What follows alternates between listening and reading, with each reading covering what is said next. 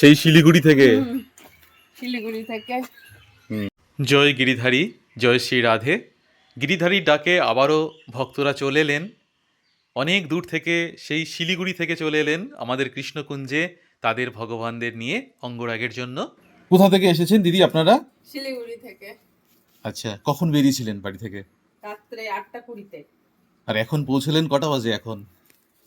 এখন বাজে হলো 5:50। এই বৃষ্টি মুখর দিনে 18 এপ্রিল, আজ শুক্রবার, ভগবানকে নিয়ে ভক্তরা পৌঁছলেন আমাদের কৃষ্ণকুঞ্জে। 17 এপ্রিল রাত 8টা নাগাদ ভক্তরা বাড়ি থেকে বেরিয়েছিলেন আমাদের কৃষ্ণকুঞ্জের উদ্দেশ্যে।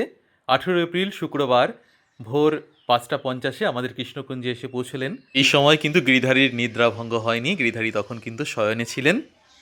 খুব সুন্দর সেই মুহূর্তটা, ভক্তরা এসেই কিন্তু গিরিধারীকে জাগালেন। তারপর ভগবানকে ভোগ নিবেদন করা হলো। ভালোভাবেই তারা পৌঁছলেন আমাদের কৃষ্ণকুঞ্জে। আমরা ধন্য হলাম তাদেরকে পেয়ে, যে অত দূর থেকে ভগবানকে নিয়ে তারা ছুটে এলেন আমাদের কৃষ্ণকুঞ্জে অঙ্গরাগের জন্য। গিরিধারীর আশীর্বাদে এটা আমাদের কাছে অনেক বড় একটা প্রাপ্তি।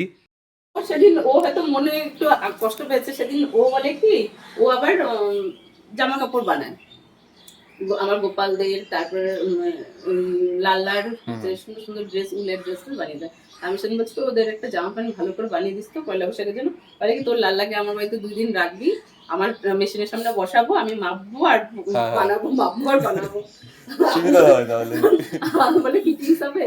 আমি বলছি না, আমি সকালবেলা তোর বাড়িতে নিয়ে যাবো, রাত্রেবেলা তোর বাড়িতে নিয়ে যাবো। তোর ছেলেকে কি আমি খাইতে দেবো না? ওর বাড়িতেও আছে গপু।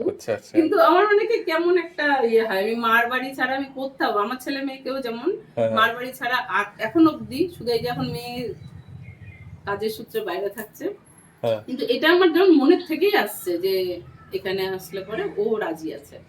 তাই না? হ্যাঁ, ও রাজি আছে, না হলে আমি নিয়ে আসতাম না। তাই তো, তার ইচ্ছাতে তিনি এসেছেন এখানে।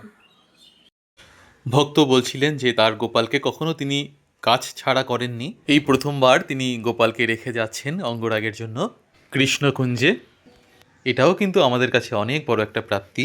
ভগবান এই ভক্তদের মঙ্গল করুক এবং সকলের মঙ্গল করুক। রাধে রাধে।